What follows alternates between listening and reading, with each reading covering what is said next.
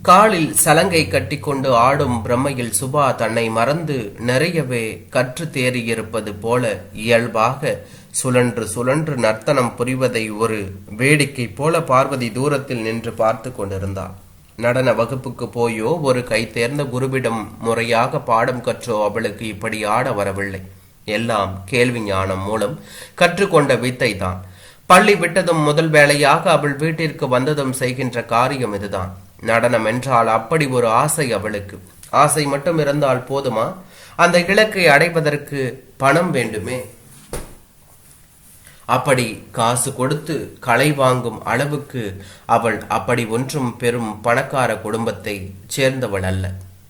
கேவலம் அன்றாடம் ஒரு பிடி சோற்றுக்கே அல்லாடும் ஒரு பாமர சிறுமிதானே அவள்.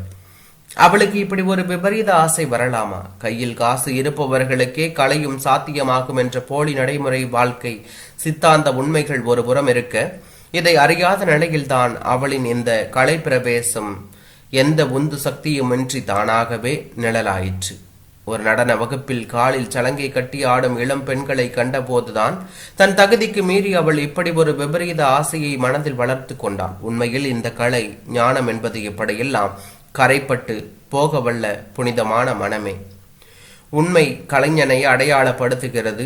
அவளை பால் வாங்க அனுப்பியதால் நேர்ந்த தவறுதான் இது என்று பார்வதி தன்னையே நொந்து கொண்டாள். அவள் வாழ்ந்த காலம் போல் இல்லாமல் அவளுடைய சின்னஞ்சிறு கிராமத்திற்கே கொம்பு முளைத்து விட்டதாய் இப்போது அவளுக்கு தோன்றியது. கொம்பு என்றதும் தான் ஞாபகம் வருகிறது. முன்னொரு காலத்தில் அப்பா அம்மாவோடு செல்ல பிள்ளையாய் வாழ்ந்து மகிழ்ச்சி கொண்டாடிய நாட்களில் மாட்டு தொழுபத்தில் பால் வெள்ளையாய் ஒரு பெண்ணம் பெரிய கோப்பை மாடு நிற்குமே. அதன் நீண்டு வளர்ந்த கொம்புகளை இன்னும் அவள் மறந்து விடவில்லை என்று தான் சொல்ல வேண்டும். அது மட்டும்தானா? வாளி நிறைய பால் வேறு தருமே அது. அந்த பாலை குடித்து வளர்ந்த அப்படி ஒரு சீமான் வீட்டு பிள்ளைதான் அவளும். இப்போது அந்த காலமெல்லாம் மலையேறி தினமும் செத்து பிழைக்கிற போராட்ட வாழ்க்கை அவளுக்கு. இந்த நிலையில் மேடை ஏறி டான்ஸ் ஆடவில்லை என்று யார் அழுதார்கள்? அவளால் அப்படி இருக்க முடிந்தாலும் சுபா விவரமறியாத சின்னஞ்சிறு சிறுமிதானே. அவள் ஆசைப்பட்டது தவறா? அதோ இருக்கிறது அவளின் வீட்டிற்கு முன்னால் அந்த கிராமத்து குச்சொழுங்கை பால் வாங்க தினமும் அவள் அந்த வழியாக தான் பால் போத்தலும் கையுமாக பொடிநடையாக போவாள். அப்படி ஒரு சமயம் போன போது ஒரு வீட்டு வாசலில் அந்த நடன வகுப்பை அவள் காண நேர்ந்தது. ஏராளமான இளம் பெண்கள் அங்கு நடனம் பயின்று கொண்டிருப்பதை கேட் அருகே நின்று அவள் கண்குளிர ஏக்கத்துடன் பார்த்து கொண்டிருந்தாள்.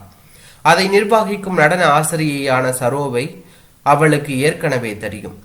இந்தியா சென்று நடன கலையை முழுமையாக கற்றுத்தேறிய ஒரு பிரபலமான நடன ஆசிரியை அவள்.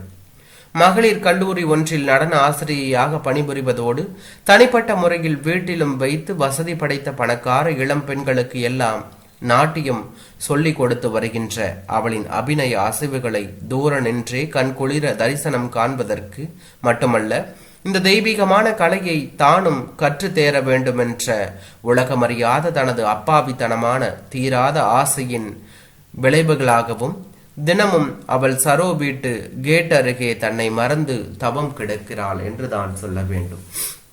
அப்படி அவள் நிற்க நேர்ந்ததையே ஒரு குற்றச்செயலாக கருதி மனம் பொறுக்காமல் சரோவை ஒரு நாள் இதை பார்த்துவிட்டு கேட் வாசலை நோக்கி அவசரமாக ஓடி வந்தாள். என்ன சுபா, எப்ப பார்த்தாலும் நாங்க வகுப்பு நடத்துறையே இங்கே நிக்கிற, என்ன வேணும் உனக்கு என்று கேட்டாள். சரோவக்கா, எனக்கும் டான்ஸ் பழக வேணும் என்று ஆசையாக இருக்கு, எனக்கும் சொல்லி தரையலா என்று கேட்டாள்.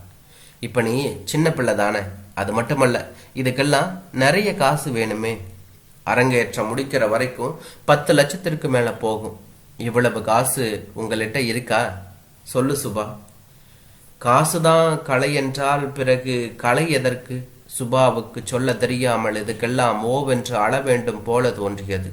காசில்லாமல் கலையை நினைப்பதே இப்போது பெரும் குற்றமாய் மனதை எரித்தது. அதிலிருந்து சுலபமாக அவளால் விடுபடவும் முடியவில்லை. எப்படியோ இது டான்ஸ் பழகியே தீர வேண்டும் என்பதில் அவள் மிகவும் உறுதியாக இருந்தாள். அதன் பிறகு அவள் அங்கு நிற்கவில்லை.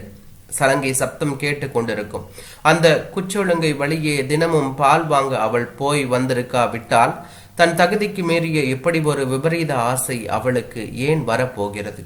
எல்லாம் அம்மாவால் வந்த வினைதான். நாள் முழுக்க பட்டினி கிடந்தாலும் ஒரு வேளை பால் விட்டு தண்ணீர் குடிக்காவிட்டால் அவளது இயக்கமே முழுவதுமாக நின்று போகும். அதற்காகவே இந்த பால் வாங்கும் வேலையெல்லாம், அதனால் வந்த வினைதான் இவ்வளவு அவமானமும் பட்ட பிறகு டான்ஸ் எனக்கு வேணுமா என்று முதலில் நினைக்க தோன்றினாலும் மனதில் ஆழமாக பதிந்து போன சலங்கை ஒளியின் இனிய நாதமாகவே உயிரை சிலிர்க்க வைத்து கேட்டு கொண்டிருக்கின்ற பரதம் என்ற தெய்வீக கலை பற்றிய நினைவை அவளால் அடியோடு மறந்துவிட முடியவில்லை. அதற்காகவே தன் இருப்பெல்லாம் என்று தோன்றியது. அம்மா கூறுவது போல அதை மறந்துவிட்டு படிப்பில் கவனத்தை செலுத்தலாம் என்றால் அதுவும் முடியவில்லை. பேருக்குதான் அவள் படிப்பென்று புத்தகம் தூக்குவதெல்லாம், மற்றபடி திரும்பிய இடமெல்லாம் அவள் கண் குளிர காணும் காட்சியெல்லாம் பரதநாட்டிய அபிநய கோலங்களே. அதை மனதில் நிறுத்தி என்றோதான் படித்த நான் பார்த்ததெல்லாம் ஜதி பிசக்காது நினைவு கூர்ந்து அப்படியே தத்ரூபமாக அவள் ஆடி மகிழ்வதை மட்டும் பார்வதியால் தடுக்க முடியவில்லை. இப்போது பால் வாங்க போவதும் அடியோடு நின்று விட்டது. அதற்கு பதிலாக அம்மாவே போய் வருகிறாள். வீட்டில் இன்னும் 2 பெண் பிள்ளைகள் இருந்த போதிலும் அம்மாவே போகிறாள். அவர்களுக்கு வயது வந்து விட்டதாம். படிப்பதற்கு மட்டும்தான் அவர்கள் வீட்டை விட்டு வெளியே போய் வர முடிகிறது. என் நேரமும் பார்த்தாலும் புத்தகமும் கையும் தான். அப்படி படித்தால்தான் நாளைக்கு உலகம் விடியும் என்று அவர்கள் நம்புகிறார்கள். இப்போது அவர்களின் கண்களை உறுத்துவதெல்லாம் வறுமையில் காய்கிற தங்களின் வறட்டு வாழ்க்கையின் குரூர இருட்டு ஒன்று மட்டும்தான். தலைவன் இல்லாமல் அம்மாவுக்கே வண்டி இழுக்கின்ற வாரம் முழுவதும் அப்பா மிகவும் இளமையிலேயே காலமாகி போனார். வருகின்ற பென்ஷனும் போதவில்லை. சண்டை வேறு, இதில் கரைகிற உயிரை குடிக்க என்றுதான் சொல்ல வேண்டும். இந்த லட்சணத்தில் டான்ஸ் வேறு, ஆடி களைக்க வேண்டுமா கால்கள்? இதிலே யோகம் பயின்று எத்தனை காலத்துக்கு தான் வித்தை காட்டுவது? சுபாவை அவள் வழியில் சமாளிப்பதே பெரும் பாடாகிவிட்டது. அவள் தன் நடனத்தை விடுகிறாள் இல்லை, சலங்கை கட்டி ஆடாத குறைதான். அதற்கு மேடை போட்டு கொடுக்க எவருமே முன்வராத நிலையில் அவளின் பாதங்களில் சலங்கை எப்படிதான் ஏறும்? அது ஏறாவிட்டாலும் பரவாயில்லை, நான் ஆடியே தீருவேன் என்ற அப்பாவித்தனமான வெறி அவளுக்கு. பாவம், அம்மாதான் என்ன செய்வாள்? இதற்காக சரோவிடம் போய் யாசகம் கேட்கத்தான் முடியுமா? இது பணத்தால் மட்டுமே சாதிக்கின்ற காரியமாக இருக்கும்போது கலை என்பது எல்லாம் வெறும் கண் துடைப்பாலேயே முடியும். அதுவும் ஆடற்களை பயின்று அரங்கேற்றம் செய்வதென்றால் சும்மாவா? பணம் கறக்கிற மாடு இருந்தால்தான் அதுவும் வரும். அந்த மாட்டிற்கு எங்கே போவது? போகலாமே, வெளிநாடு போனால் இந்த வித்தை தானாக வரும். கையில் காசு புரண்டால் கலையை என்ன, உலகையே விலைக்கு வாங்கி விடலாம். உண்மை கலையை எப்படி போனால் என்ன? சரோவுக்கோ 2 கட்டா நிலைமை. அவள் ஆடி கறப்பவள். விபரீத வாழ்க்கையின் ஒரு சூழ்நிலை சாபம் போல அவளின் நிலைமை. இந்த கரைக்குள் சிக்கிய பின் கலை என்று கூறுவது கூட வெறும் வேஷம்தான். இந்த வேடதாரிகளின் நடுவே கலை யாசகம் பெறப்போன சுபாவின் புத்தியை செருப்பால் அடிக்க வேண்டும். இந்த உண்மை மயக்கமற்ற வேகத்தை அவளுக்கு யார்தான் எடுத்து கூறுவார்கள்? அப்படி கூற முடிந்தாலும் அவளுக்கு இதெல்லாம் புரிகிற வயதா? அப்ப என்னதான் வழி? கேவலம் ஒரு ஏழை பரதேசி சிறுமியான அவளுக்கு இந்த கலைதான் எதற்கு? இதை அவள் புரிந்து கொள்ள வேண்டுமே. அவளுக்கு அந்த ஞானம் இன்னும் வரவில்லை. அவள் ஆடுகின்ற பாதத்தை நிறுத்தவும் இல்லை. என்ன ஒரு பம்பரம் போன்ற சுழற்சி, ஆட்டம்! அவளிடம் ஏன் ஆடுகிறாள்? யாருக்காக ஆடுகிறாள்? எப்படி வந்தது இந்த ஆடற் கலையும் அபிநய கோலங்களும்? எப்படி எல்லாம் கேள்வி ஞானம் மூலம் கிடைத்த ஒப்பற்ற வரம்தான்.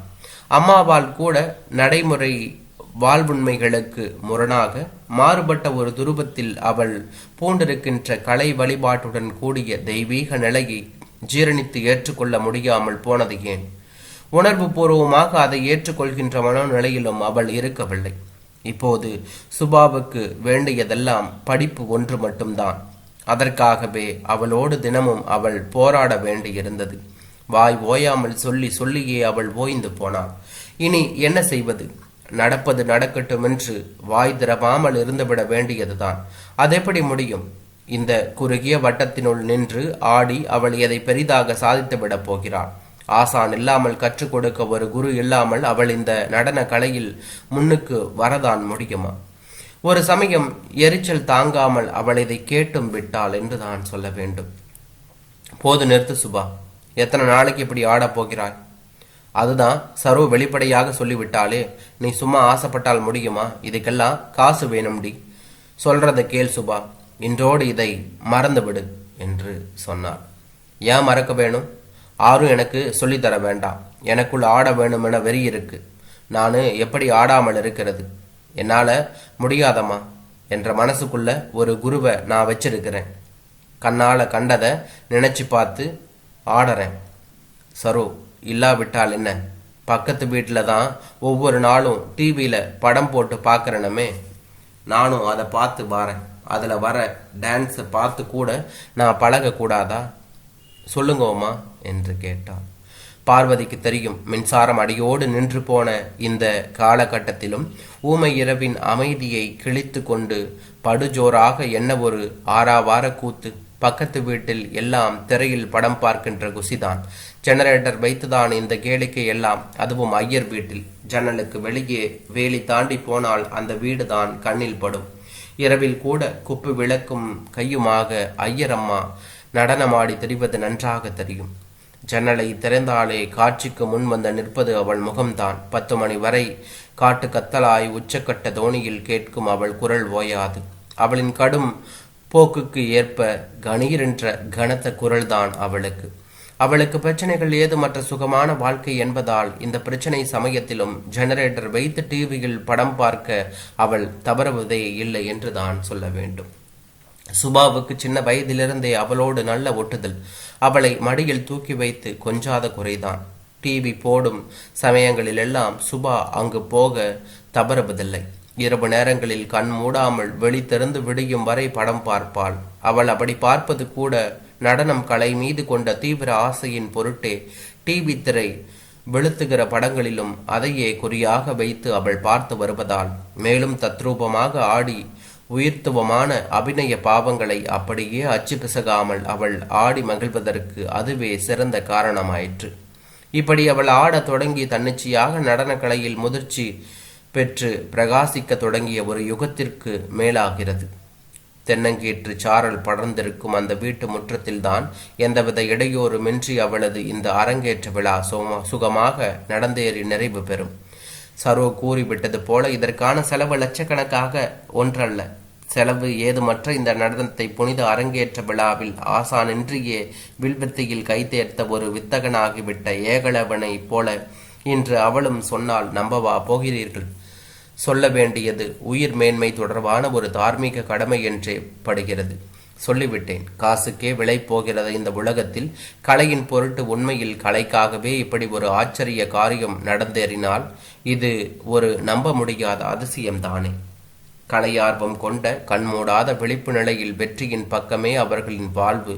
இதற்கு சுபாவின் பணத்தின் போலியான வெற்றி வாகை சூடாத இந்த கலையின் உயிர் இருப்பு கொண்ட நிஜமான வெற்றி கூட ஒரு சான்று முகம்தான் என்றாள்.